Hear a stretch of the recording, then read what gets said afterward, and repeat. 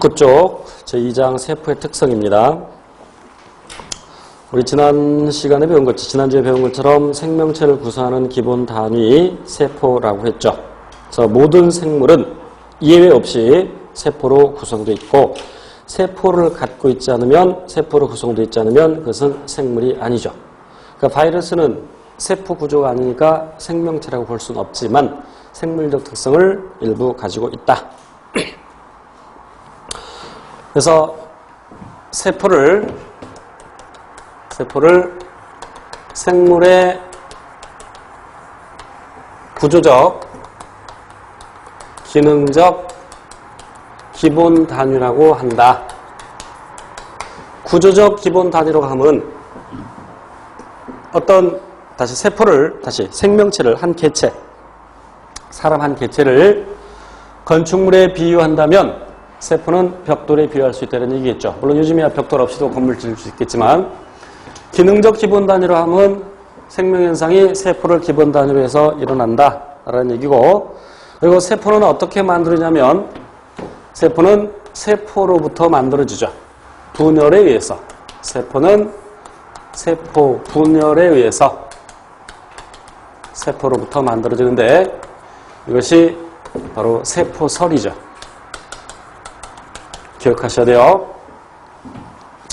우리 교재에는 슐라이덴, 슈반, 피로한 얘기들이 있는데 구체적인 것들은 시험에 나올 가능성은 적습니다. 가볍게 읽어보시고, 중요한 것은 칠판에 적혀있는 내용. 세포는 생명체의 구조적, 기능적 기본 단위이고, 그리고 세포는 세포로부터 만들어진다. 체세포, 세포 분열에 의해서. 세포는 크기가 매우 작습니다. 그래서 대개 우리 눈에 안 보이는데, 물론 어떤 세포는 우리 눈에 보이는 것도 있어요. 세포 눈으로 본 적 있어? 있어? 있어. 계란 안 봤어? 닭의 난세포죠. 닭의 알세포야. 여기 커다란 것도 있어. 신경세포의 경우에는 길이가 1m 되는 것도 있죠. 물론 이제 매우 가늘지만. 되게 커다란 세포도 있지만 대부분의 경우에는 세포가 매우 작죠. 그러면 왜 세포의 크기가 작아야 되느냐? 물론 여러 가지 이유가 있을 수 있는데,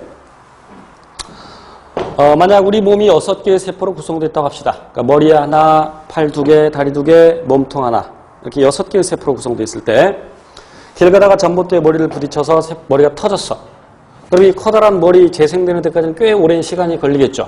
그럼 기능을 그동안 못한다는 얘기야. 그럼 죽을 수 있겠죠. 그런데 굉장히 많은 세포로 구성되어 있는데, 어린아이들의 경우에는 세포가 약 30조 개 정도, 어른은 약 60조 개 이상으로 되어 있는데, 그럼 일부 조금 세포 몇십 개, 몇백 개 떨어져 나가도 크게 생명에는 지장이 없겠죠. 그런 이유도 있고. 그리고 세포에는 핵이 들어있어서 생명활동을 조절하는데, 핵이 생명활동을 조절한다는 뜻이 뭘까?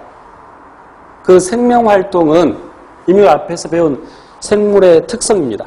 그래서 우리가 개체유지 현상, 종주기 현상을 공부했는데, 어쨌든 그런 생물적 특성이 나타나는 것은 DNA를 갖고 있어서 결국 단백질을 만들어서 여러 가지 물질 대사가 일어난다는 얘기야. 그래서 핵에는 단백질을 만드는 정보가 있는데, 그래서 단백질을 만들어서 효소나 호르몬 등등을 만들어서 생명활동을 조절하는데, 세포가 커지게 되면 조절해야 될 범위가 넓어지죠. 만약에 세포가 커짐에 따라서 핵도 커진다면 그 속에 들어있는 유전물질도 많아지죠. 근데 유전물질은 동일하죠, 양이. 핵이 2개가 된다? 그럴 수는 없습니다. 대개 세포 하나에는 핵이 1개 들어있습니다. 물론 어떤 세포들은 핵을 여러 개 갖는 것도 있고 2개 갖는 것도 있고, 원래 그들의 특징이야. 예를 들어서 집신벌레는 집신처럼 생겨서 집신벌레라고 하는데, 원래 핵이 2개입니다. 그렇지만 그 핵의 2개의 기능이 서로 다르죠. 나중에 구체적으로 배웁니다.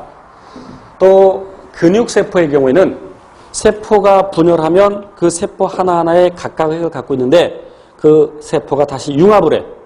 그럼 세포 하나에 핵이 2개죠. 세포 분열하고 또 융합을 해. 그래서 여러 개의 세포를 갖고 있죠. 하지만 대개 세포들은 핵을 1개 갖고 있습니다.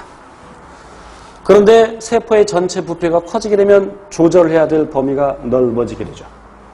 무엇보다도 중요한 것은 이제 시험에 나오는 것은 뭐냐면 세포는 세포막을 통해서 물질 출입이 일어나게 되는데 뭐 정육면체 모양의 세포가 있다고 가정합시다.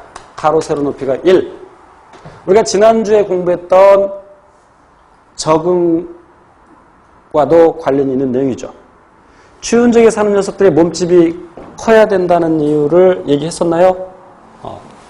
자, 이런 모양의 세포가 있을 때 그래서 이 세포가 자라서 가로 세로 높이가 2가 되었어.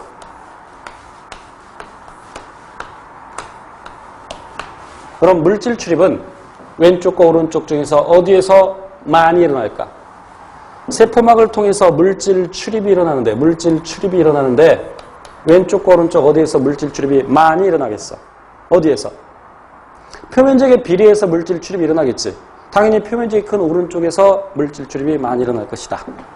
그래서 표면적을 계산해 보면 왼쪽은 정육면체니까 한 면이 1, 정육면체니까 표면적 6. 오른쪽은 한 면이 4에